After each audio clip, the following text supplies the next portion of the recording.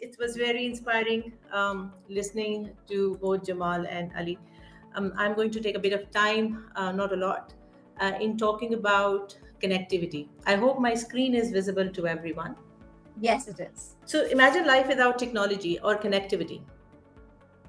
We use connectivity to shop, learn, access healthcare, access education, and and if I were to go with what my kids say, they would rather not have food than go without connectivity or data or the internet. So this is the day or an age that we are living in where connectivity and internet is the backbone or the blood that runs through everybody's vein these days. And imagine if you don't have access to that. In the day of AI, you don't have access to connectivity, you don't have access to the best of knowledge out there in the world, you don't have access to the internet. What does it mean for us as a country? So, and unfortunately, in Pakistan, not everybody has that access. What our aim or our objective at Jazz is to ensure that everyone has connectivity, a mobile phone, and data throughout Pakistan. And women make 49% of our population. So the objective is that we give them the access, the empowerment, even now in the day of AI. 25% women are less likely to own a mobile phone, let alone the connectivity in Pakistan. Yes, the access is limited for men as well, but since we are talking about the 49% of the population, I will focus on all that we are doing at Jazz to ensure that we provide that empowerment and access to women across Pakistan, because this access is costing us approximately $17 billion in GDP every year. So imagine that if we all of us together are able to provide this access to everyone in the country, then is when the country is going to prosper and progress. So that is where I start off with. Few of the things I've already mentioned, that the smartphone ownership. Only 26% of women in Pakistan own a smartphone versus 52% of men.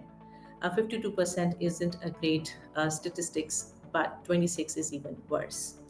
And with if I go in the rural areas, only 7% women versus 20% of men. So, so if we are to progress and if we are to grow as a country, and if we are to have that our population and our human resource, not just within our organizations but within the country, prosper and we are able to take that leap that we should. And in the day of AI, this is the greatest equalizer. We are at the cusp, or we are at the tipping point. We this point, if we invest in the youth, invest in the population, which we say is our biggest strength, that is what is going to be the big differentiator for us as a country. There has been progress because there's been a lot of effort throughout the country to increase the access to mobile network, to data, to connectivity, and the gap has reduced. Earlier it was 38%, now it's 25%. That means we've managed to bring 8 million more women online, and this is rural plus urban areas.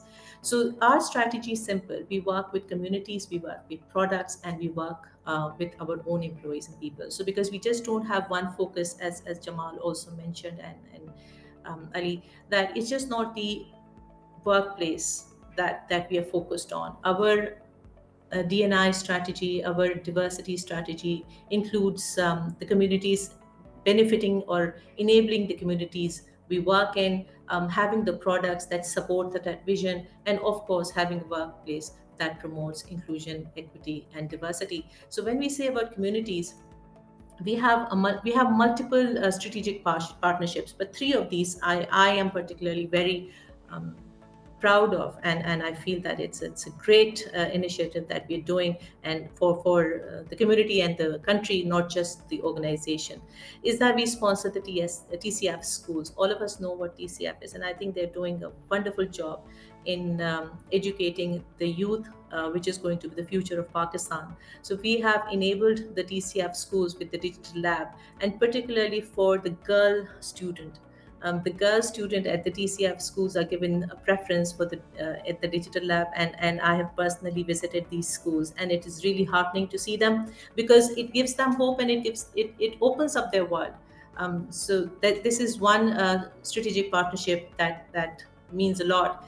The other one is ensuring that the women who can't access banks, who can't go and go to the cities, who are living in rural areas, and they don't have access to financial services, they don't have access to maybe um, help in terms of putting or setting up their businesses together. So we have a partnership with UNDP, and one program that we've launched last year is the Vice program, where we promote women entrepreneur. Our colleagues from Jazz go with colleagues from UNDP, and we visit small villages and educate women on how to be digitally literate, and set up their own businesses through skill building and boot camps. So 400 women till last year we had reached, and this is a very grueling and taxing endeavor, but it gives us so much fulfillment. And my DNI head is also, I think she's on the call, and she's the one who's leading this. And then there is another. If you look at women across the corporate sector, in Pakistan, 6%, it's less than 6% women, and it's leadership role. I'm not even talking about C-suite. I'm not even talking about the CEO level. I'm talking about just middle manager or people manager or some leadership role. So it's just 6%. We don't see a lot of women in senior leadership roles, and this is one concern from the corporate angle that we feel that needs to be addressed. So not just looking at female leadership within Jazz, we are also helping the corporate sector develop more women leaders. And we have built a program with lumps. It's a tailored program which helps women in the corporate sector, not just women from Jazz. We've already covered all employee population, all women employee population of Jazz. And now we've opened up this program. It's a free of cost program. You just need to buy a ticket, and it's a residence program. It's a 5-day residence program at lumps. We bear the cost of it, and women from SME sectors. It's announced. I think we have opened the enrollments. I saw the announcement a while ago. So we encourage women from SME sector to apply through this program, because in this way they will be able to go to lumps and kind of learn how to be a leader, because of our culture, or how we the girls are in school, or our whole socioeconomic setting. It's difficult for women to be heard. They need guidance as to how to propel their career forward. So this program helps them do that, and also it also gives them some role models, because all of us need role models to aspire for. So this is one program we've already covered, I think 1,000, but we aim to cover 5,000 plus female leaders through this program. So Tazeen, I'm sorry to barge in between, but the slides are not moving. So I just thought I'll let you know. Would you want to move the slides, or would you want to continue with? Yeah, I just thought I'll. Thanks to. Is it moving now? Not really. In case you want to move them, because I thought you want to speak particularly on this slide, and that's why I was not barging. Okay. No, actually, I was trying to move them, and it's moving in my. But all right, let me try another way. Now it has moved. Yes, yeah. Now we're on the second slide, so you could move to the slide you want to go to. Yeah. All right. Fair enough. Great. Thank you. Oh, thank you. Sure. So I'll just move where I should be. I was here. Since we have to finish between the 10 minutes, sorry to push it, but that's how it is. Thank you. So now coming to the financial inclusion. So when we talk about empowerment, empowerment doesn't come without financial empowerment. And Jazz Cash is our product. Now it's a separate company. I think we made the announcement today. So Jazz Cash is another endeavor which is I would feel a crown jewel for not just for Jazz, but for Pakistan. Mondays should be the biggest wallet in the country.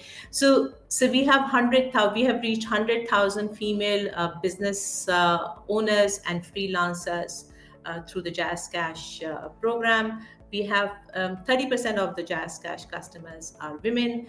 And we also have, and it's a KPI, it's an organization wide KPI, which actually doesn't just drive business, it's our ESG or contribution to the community or the country, that we have to increase the women merchant at the Jazz Cash by some percentage, and it's a double digit number. So it's actually a hard KPI for all of us at Jazz. So now this year we have 30,000 women merchant at Jazz Cash. And so that is the financial empowerment and the financial inclusion. And lastly, I will talk about inclusion and equity at a workplace. We have been very conscious in driving the parity or the representation of women year to year, and we've increased 38% in the last 5 years. I know the scale isn't as big as HPL, but since we have a very concentrated workforce, it is difficult to find the niche talent, but still it's an endeavor, and we're working at it. And another statistic or the matrix that I'm proud of is that we have 25% women in the senior leadership team, and I'm talking about the executive leadership team. I think that's a great representation, and we're continuously trying to increase that. And 30% of women are in the front end role, which is the sales or the customer facing role. What we are doing to achieve these matrices is we have programs catered to develop women leader. We also have a returnship program. We call it She's Back, which is something which we are trying to build momentum on. Whenever we go to hire a resource for a role, 34% we have been filled by women candidates, because we push for having equal representation when we look at candidates. Obviously, that doesn't compromise the meritocracy, but it's the intent that we push for. So 34% of the role that we filled last year were filled by female candidates. 7.1% of the women were promoted versus 5.7% of men. I don't think men in my organization should see this, but again, we are trying to build the leadership with our women leaders, and we only have 5% attrition from the women pool. So these are the few of the matrices that we do that we have, and it's a result of all cumulative effort of the DNI or diversity and inclusion, which is at the heart of what we do at Jazz. And at the end, I would just like to say that it is just not our mission. It should be a mission for the country, because if we are not enabling 49 or 50% of the population, then we don't have a chance for much progress. With that, I'm going to stop and happy to answer any questions.